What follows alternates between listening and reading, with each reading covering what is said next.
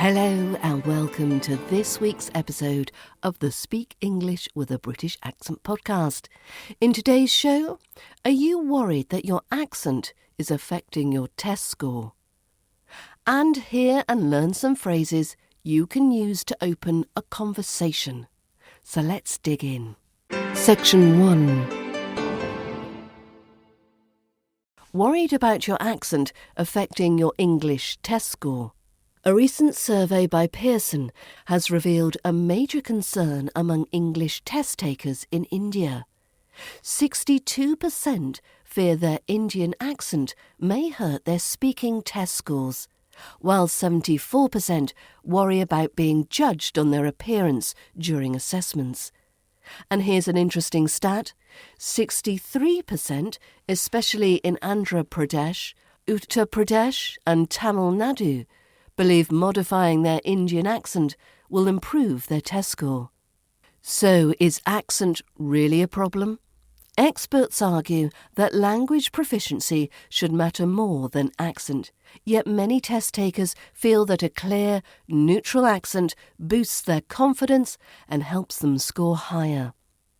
If you're aiming for a polished, natural RP British accent, my British Accent Bundle can help you improve pronunciation, learn the precise tongue, lip and mouth movements for RP sounds, boost clarity and fluency, master connected speech and intonation patterns for a smoother delivery, and speak with confidence, reduce hesitation and sound more natural in any English-speaking environment.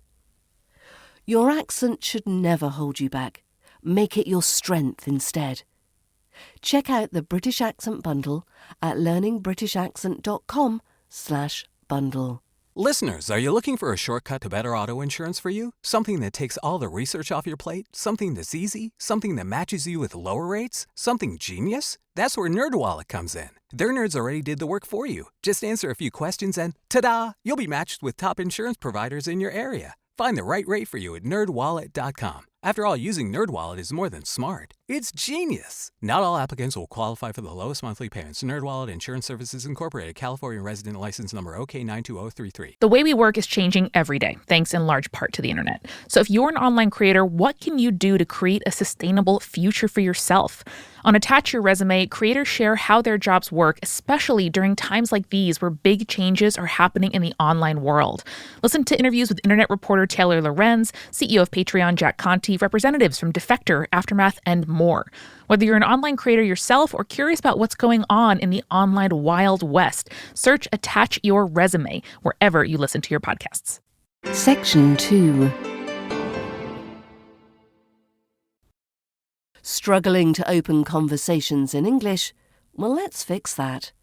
Let's face it, those initial introductory phrases when meeting someone for the first time can really feel awkward. Let's practice some key phrases so you feel more confident at your next social or business gathering. The basics, questions and phrases you need. Number 1. How do you do? How do you do? For example, how do you do? I'm Alison. Lovely weather we're having, if you ignore the rain. RP tip? Stress the second do slightly, but keep it smooth and even. How do you do? Think of it as a polite nod in verbal form. How do you do? Number 2. Pleased to meet you. Pleased to meet you. When to use? At networking events, or when you meet your friend's new partner and need to seem supportive, even if you're not. For example, pleased to meet you. I've heard so much about you. Mostly good things, of course. An RP tip: soften the T in meet, so it sounds more like meet you, meet you. Pleased to meet you. Pleased to meet you. Keep it light and breezy. Pleased to meet you. Number 3. What do you do? What do you do? For example, what do you do? Oh, a banker. How fascinating. Do you also count money in your sleep? For context, use this at networking events or casual meetups to break the ice and subtly assess their social standing. The RP tip for this one? Drop the T in what and glide through the phrase. What do you do? What do you do? Phrase number 4. Fancy a cuppa? Fancy a cuppa? For example, fancy a cuppa, or are you more of a just stare at my phone awkwardly kind of person? When to use? When you're trying to befriend someone or avoid awkward silences. An RP tip? Make it casual and cheerful. Fancy should sound fancy. And cuppa is quick and clipped. Fancy a cuppa. Fancy a cuppa. So 5 more questions and phrases to sound like a pro. Number 1, where are you from? Where are you from? RP tip, soften the R in where and glide through R. It should sound like, where are you from? Where are you from? For example, where are you from? Oh, Manchester. Brilliant. Do you support United or City? Wait, don't answer that. Context. Use this when you're genuinely curious about someone's background or trying to fill an awkward silence. Number 2, how long have you been here? How long have you been here? RP tip, drop the H in have and connect the words smoothly. How long have you been here? How long have you been here? For example, how long have you been here? Oh, you've just joined. Welcome. So this is ideal for welcoming someone new to a place, like a colleague at work or a neighbour. Number 3, what brings you here? What brings you here? RP tip, lightly stress brings and keep the tone curious, not interrogative. What brings you here? What brings you here? So, for example, what brings you here? Oh, a conference. Let me guess. Networking and free coffee? So use this at events or gatherings to start a conversation about someone's purpose for being there. Number 4, do you come here often? Do you come here often? Make it playful and slightly teasing. You can drop the T in often, often, often, whichever you prefer. Do you come here often? So, for example, do you come here often, or are you just here for the free biscuits like the rest of us? So this is a playful way to break the ice at a cafe, bar or social event. And number 5, I couldn't help but notice. So RP tip, so this sounds polite and slightly apologetic. Soften the T in couldn't. I couldn't help but notice. So for example, I couldn't help but notice your accent. I couldn't help but notice your accent. I couldn't help but notice your accent. So use this to compliment someone or start a conversation about something you've observed. So that's 9 questions or phrases to help kick off any conversation. Listeners, are you looking for a shortcut to better auto insurance for you? Something that takes all the research off your plate? Something that's easy? Something that matches you with lower rates? Something genius? That's where NerdWallet comes in. Their nerds already did the work for you. Just answer a few questions and ta-da! You'll be matched with top insurance providers in your area. Find the right rate for you at NerdWallet.com. After all, using NerdWallet is more than smart. It's genius. Not all applicants will qualify for the lowest monthly payments. NerdWallet Insurance Services Incorporated. California resident license number OK92033. Section 3. Want versus won't. An English pronunciation lesson. Ever found yourself in a verbal tussle, declaring your desires only to be met with puzzled glances? Fear not. Today we delve into the classic conundrum, want versus won't. Because, let's face it, mispronouncing these can lead to more misunderstandings than a British person trying to explain cricket to an American. The culprits. Want. That yearning craving, the thing you desire more than the last biscuit at tea time. And won't. The contracted form of will not, expressing refusal, like when someone offers you decaf coffee. The pronunciation showdown. Want. Think of on with a w at the beginning and t at the end. Want. Short, sweet, and to the point. For example, I want to visit the king. I want to visit the king. Won't. Won't rhymes with don't.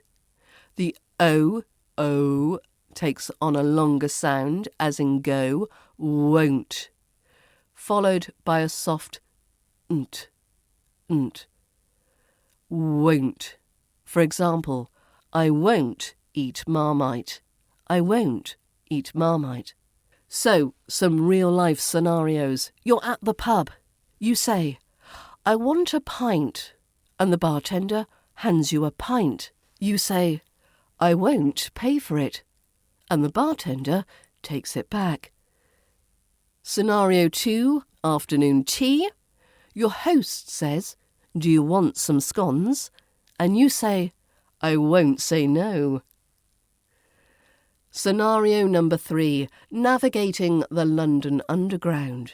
You say, I want to get off at Baker Street. The train announcer, this train won't stop at Baker Street. And you sigh in classic British disappointment. Mastering these subtle differences is the key to ensuring you're not accidentally refusing things you desire or accepting things you'd rather avoid.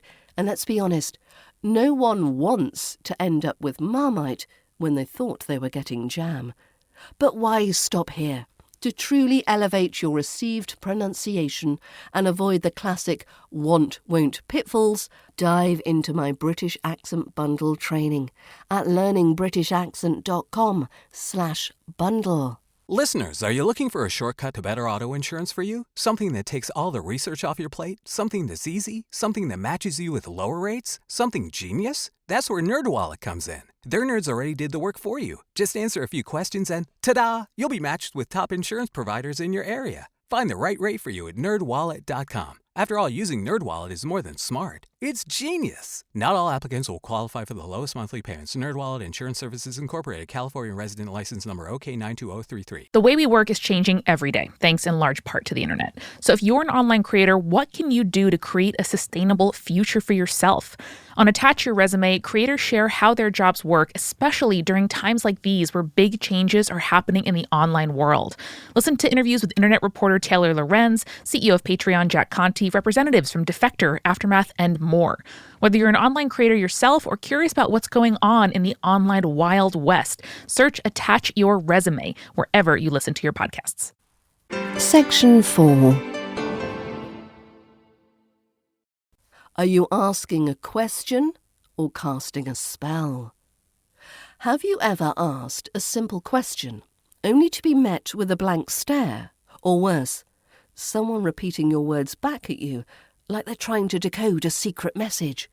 Chances are your intonation was off. So here's a quick test.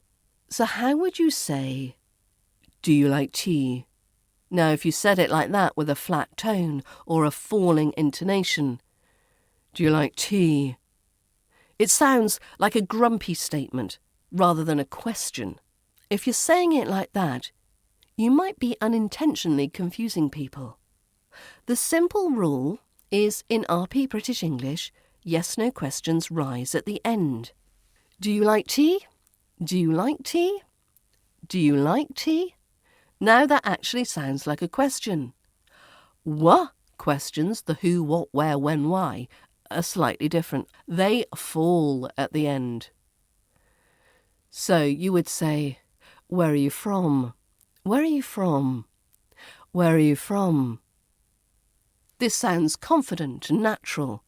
But if you put a rising intonation, where are you from? This sounds more uncertain. Now imagine you're in a cafe ordering a cup of tea. You ask the barista, do you have Earl Grey? But you say it with a falling intonation.